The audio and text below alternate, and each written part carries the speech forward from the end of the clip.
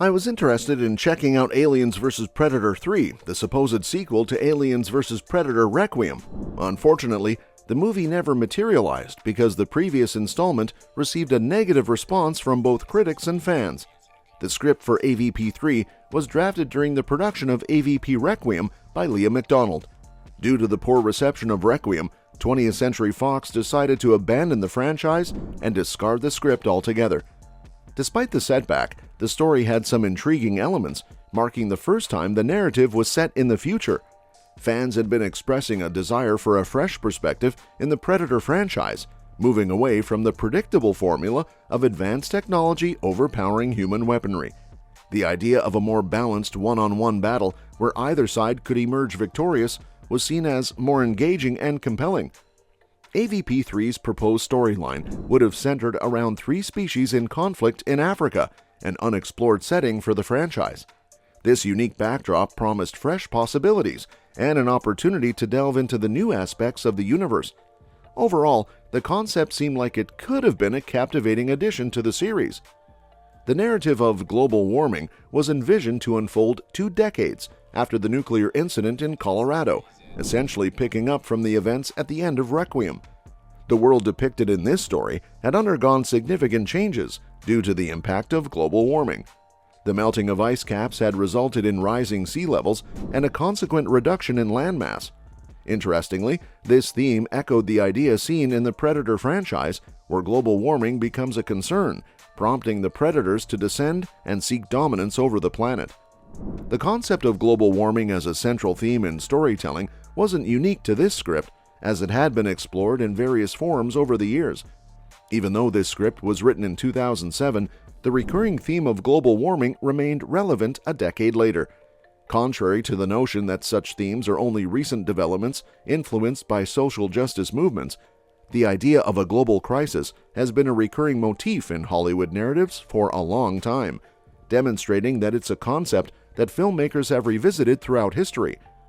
In the aftermath of the environmental changes caused by global warming, Earth faced the challenge of severe overpopulation, with people crowding onto the reduced landmass available.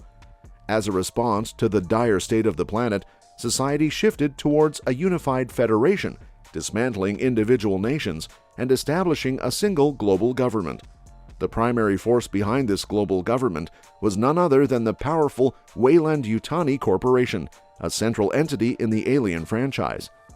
The narrative introduced an intriguing premise, with the Weyland-Yutani Corporation assuming a significant role in steering the course of this unified society.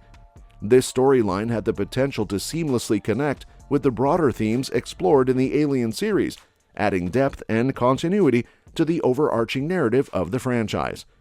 Weyland-Yutani's rise to power unfolded through their control of the unified global government. Despite the alterations introduced by AVP in both the Alien and Predator series, this particular element could have seamlessly integrated into the storyline.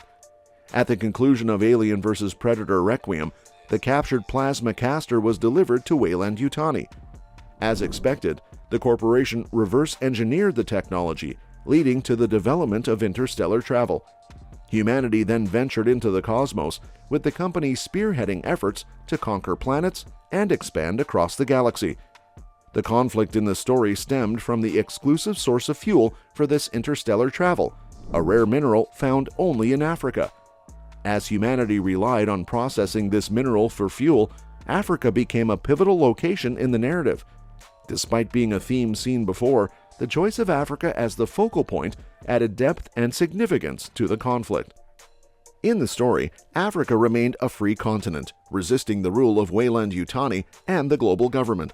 Rebels and revolutionaries from around the world sought refuge in Africa, seeking a place beyond the control and surveillance of the powerful corporation. The narrative sets the stage for a melting pot of conflict in Africa, a common yet intriguing plot device that hadn't been explored in the Predator and Alien franchises before. This concept aligns with the idea of a big, powerful corporation as the antagonist, a theme more prominent in the Alien series. The disdain of certain segments of humanity for this powerful corporation adds a layer of complexity to the story. The focal point shifts to Africa, where the human heroes emerge. a diverse team comprising a South African chief, a United Nations peacekeeper named Rena, and a rebel leader from the UK named Devlin. The development of events from this point onwards remains somewhat unclear, leaving room for speculation. The Jonker, the alien species in this story, could be drawn to Earth due to the conflict in Africa, or possibly Weyland-Yutani's colonization efforts on other planets.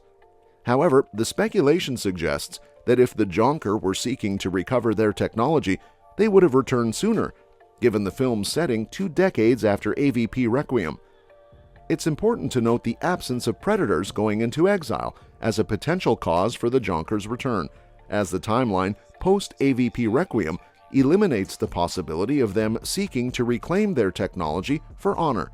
The conflict takes shape in a unique context, offering a fresh perspective on the dynamics between humans, predators, and the Jonker in this speculative storyline. So when it comes to those extraterrestrial visitors, there's basically zero info on how they fit into the picture again. The AVP Requiem ending just spills the beans on predator tech ending up with Mizutani, but the whole alien angle is a big question mark. Maybe they tied it straight to the alien storyline, with the corporation fully aware of those creepy xenomorphs, conducting tests in labs and all. Perhaps they snagged the alien queen after the first AVP movie Chaos. Now, some might argue that the corporation already knew about the aliens, but hey, a bunch of people died at the end of the first AVP, so unless they had some magical live stream, they wouldn't have known about the xenomorph species. So recovering the alien queen after the first film might be a possibility, considering aliens can survive in the vacuum of space. Water didn't kill the alien queen in AVP, and a bit of H2O won't do the trick either way. Regardless, this could have been a cool story, especially since it's set in the future. I mean, with futuristic tech, we could have given the Yautja a run for their money. It's a pretty intriguing narrative, and it's interesting to note that some of the elements in this draft have shown up elsewhere in the canon. Like in Predator Concrete Jungle, where Predator tech falls into human hands and gets reverse engineered. So, at the very least, there's a precedent for this kind of plot twist. Now, what are your thoughts on this particular script? I'm curious to know. As a bonus, the Strauss brothers had some ideas for a third film set on the Predator homeworld, Aperture Prime. Picture a ragtag team armed with Predator guns taking on the hunting species in space. Cool, right? Unfortunately, these are just ideas floating around. No scripts, drafts, or treatments have been compiled for a first, second, or third act. It's fascinating that both these concepts lean towards a future setting, making me wonder why they didn't go this route after the second AVP film. Who knows? Now, with Disney owning Fox, or essentially owning them, the big question is, will we ever see another AVP film? Share your thoughts below, and if you're new here, hit that subscribe button for your dose of pop culture and movie news. If you enjoyed this, a like and share would be awesome. It really helps me out.